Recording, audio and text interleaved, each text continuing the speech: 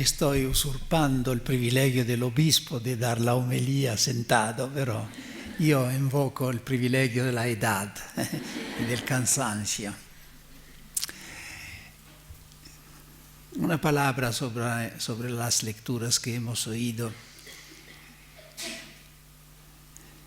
Este momento de la historia de Israel, al retorno del exilio, cuando cada uno está muy comprometido a embellecer, reconstruir y embellecer su casa y descuida de la casa de Dios, del templo, no se preocupa de edificar primero la casa de Dios y después su propia casa. Y esto se repite siempre en la historia y también hoy, en diferentes maneras, por supuesto.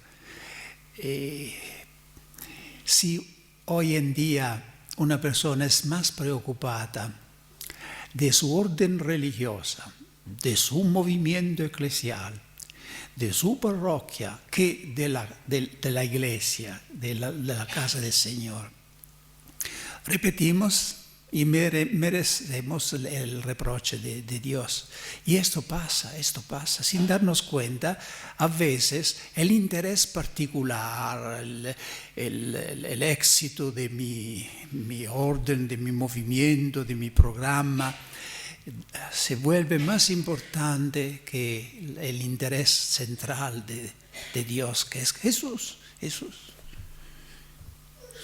Y hay la posibilidad de hacer del fundador de su orden como el centro, ¿no?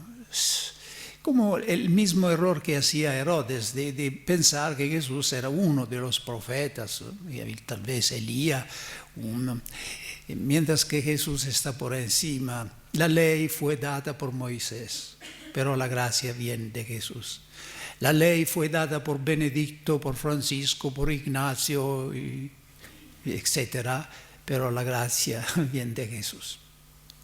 Es entonces un llamado a poner siempre al centro y subordinar todo el resto. Todo puede caer. Mi orden religiosa puede desaparecer. No entraré en crisis por esto, porque sé que Jesús nunca desaparecerá. Y otra idea que me vino escuchando decía, es una lástima que no había Pablo para contestar a Herodes cuando se preguntaba, ¿quién eres este hombre? Pablo tenía, que habíamos oído esta mañana y le había instruido bien sobre quién era este hombre. Pero quiero seguir un poco completando esta catequesis mistagógica sobre la Eucaristía. Hemos hablado, recordáis, del sentido de la liturgia de la palabra, de la consagración, ayer de la comunión. Nos queda hablar todavía de la comunión, pero de un aspecto de la comunión que está muy descuidado. La comunión en la sangre de Cristo. Como estos días recibimos la Eucaristía bajo las dos especies, es muy importante que haya una catequesis que nos ilumine sobre el sentido. ¿Por qué? ¿Por qué la Iglesia está restaurando, reintroduciendo la comunión bajo las dos especies? Al comienzo de la Iglesia, no hay duda, se recibía la comunión bajo las dos especies, el cuerpo y la sangre de Cristo. Y esto favorecía una devoción a la sangre de Cristo, un respeto. Hay textos de los padres de la Iglesia que hablan de la preciosidad de estas gotas de sangre y decían que se tiene que tocar los labios y después los ojos, lo que no se podía hacer litúrgicamente, pero dice la devoción que tenía a la sangre de Cristo. Jesús había instituido la Eucaristía como un banquete. Y un banquete se tiene que comer y beber, no se concibe un banquete donde se come solo y no se da nada que beber, ¿no?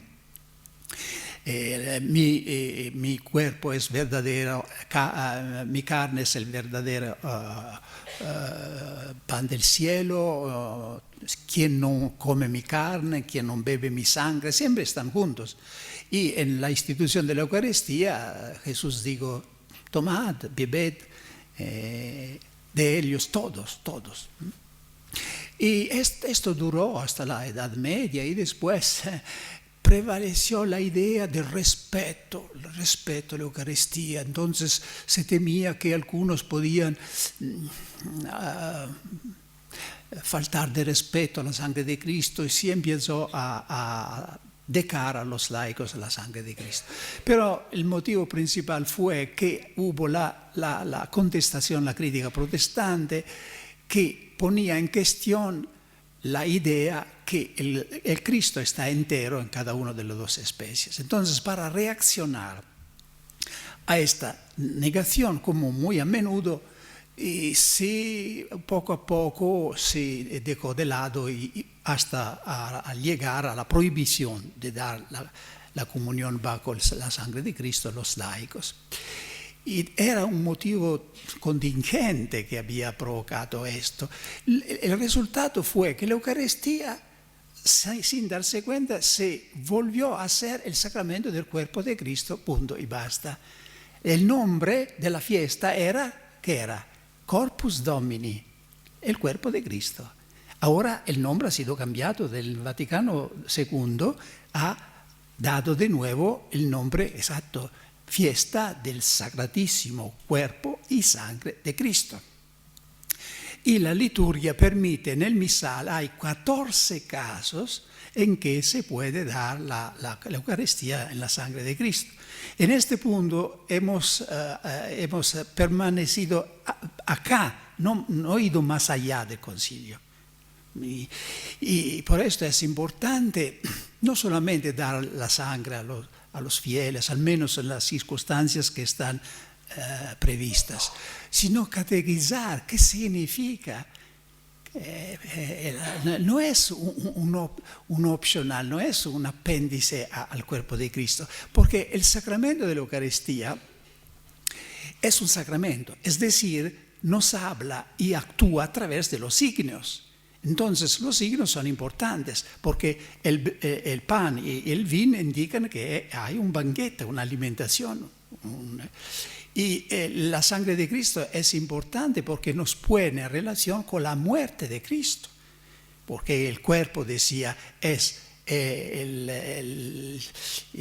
toda la vida de Cristo y la sangre es el derramamiento de la sangre que es, siendo la sed de la vida, es el símbolo de la muerte. Entonces es especialmente a través de la sangre de Cristo que entramos en comunión simbólica, sacramental con su muerte.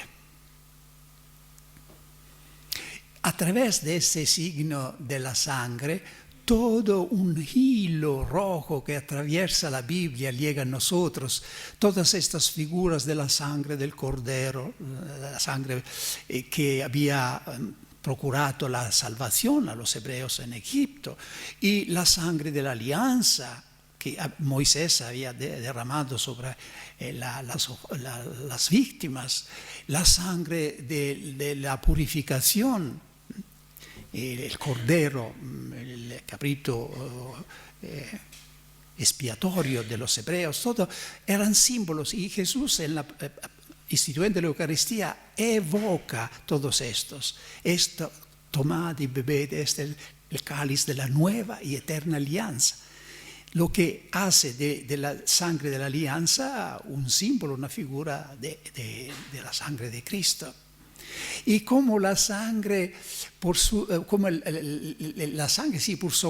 color rojo evoca el fuego y el fuego evoca el espíritu, la sangre ha sido siempre en la Eucaristía el signo de la presencia del Espíritu Santo. A través de la Eucaristía llega a nosotros el Espíritu Santo. Y aquí también el signo exterior es importante porque los sacramentos actúan a través de los signos. procuran lo que significan. Hay también, pero, una aplicación existencial, podríamos decir, que nos hace valorizar más la sangre de Cristo. La sangre en la experiencia humana es el símbolo más fuerte del sufrimiento. Y se habla de la sangre que se derrama en la tierra cada día, ¿no? Entonces, a través de este símbolo del vino que se vuelve la sangre de Cristo, todo el sufrimiento humano llega al altar, no solamente el trabajo, sino el sufrimiento humano. Y este sufrimiento, especialmente de los inocentes, no se pierde, sino que junto a Jesús está ofrecido al Padre. Y entonces es un sufrimiento que no inútil, no es absurdo, porque el sufrimiento humano, si no está vivido por los creyentes y ofrecido a Dios con la sangre de Cristo, es perdido, es absurdo.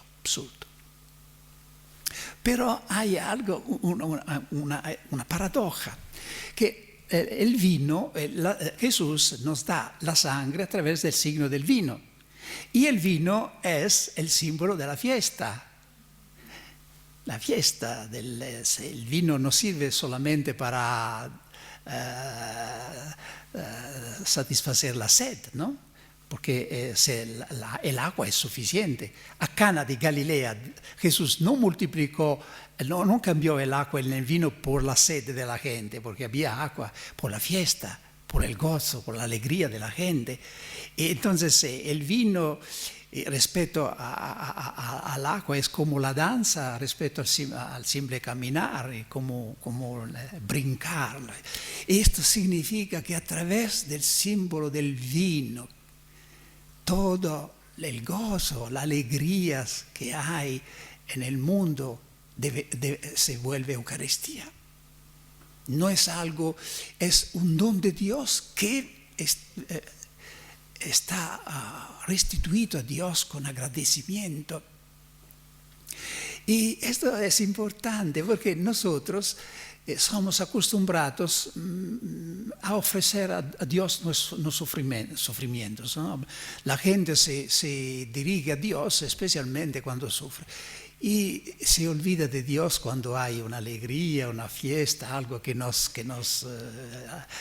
llena de gozo, ¿no? La gente prefiere cuando está en alegría de tener Dios fuera, como si Dios fuera el enemigo. No, tenemos que redimir también los gozos humanos, no solamente porque Dios es el que ha creado todo esto. Y la Eucaristía nos permite de restituir a Dios en agradecimiento.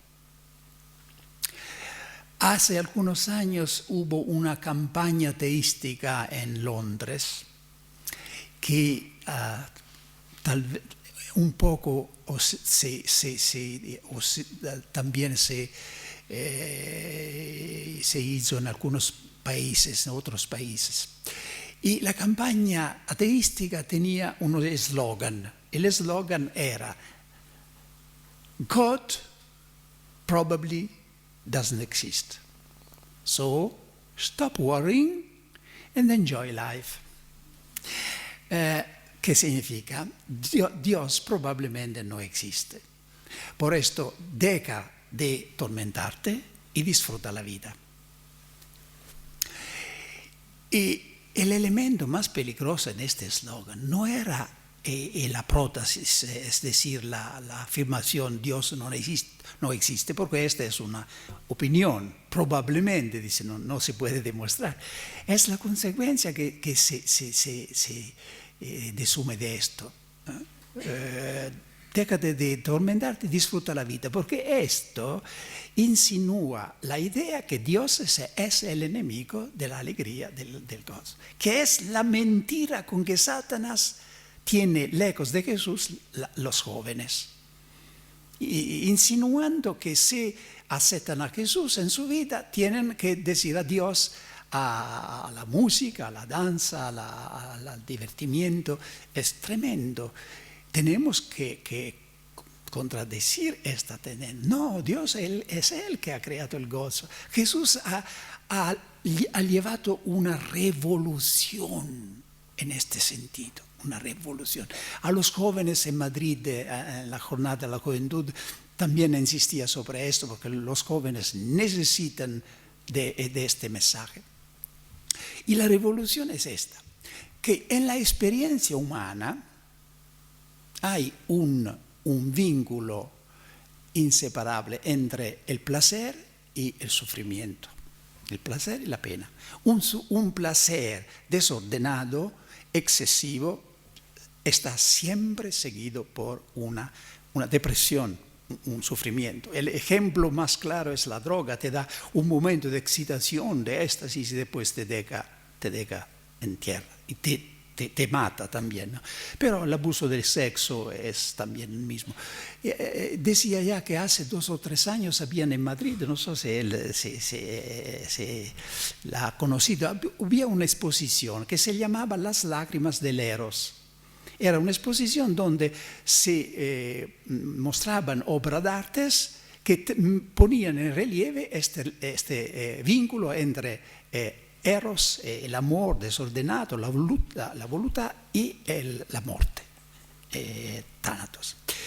Porque la experiencia humana siempre ha tomado conciencia de esta relación. A un placer escogido fuera de la ley de Dios sigue una depresión. Jesús ha llevado una revolución. En lugar de un placer que te llega al sufrimiento, nos ha propuesto un sufrimiento que te llega al placer, al gozo, y de esta manera el gozo tiene la última palabra, y es un gozo eterno que empieza aquí, con la paz del alma, con esta alegría que conocemos por experiencia que nos da la presencia de Jesús. Y sí, cuando decimos que Jesús nos propone un sufrimiento que lleva a la gloria, con su vida él sufrió la cruz el Viernes Santo y después resucitó. Cuando decimos eso, no decimos que tenemos que buscar sufrimientos particulares. No, el sufrimiento significa el cumplimiento de su deber, la fideltad a su estado de consagrado, de casado, el cumplimiento. Esto es lo que se requiere para llevarte a la gloria, a la vida, a la resurrección. Incluso la manera de calcular el tiempo refleja esta revolución de Jesús. En la experiencia humana, la manera humana de calcular el tiempo, la unidad de tiempo es el día y la noche, ¿no? Las 24 horas son constituidas de un día y una noche, ¿verdad? Para la Biblia es el contrario. La unidad de tiempo es la noche y el día. De hecho, el relato de la creación dice, fue tarde y mañana, primer día, tarde y mañana. ¿Qué significa esto? Significa que para mí que una vida sin la fe en Jesús es un día que pero se acaba en una noche eterna. Una vida con Jesús es una noche, puede ser una noche que pero lleva a un día y a un día sin ocaso. Fíjense, la Eucaristía nos permite de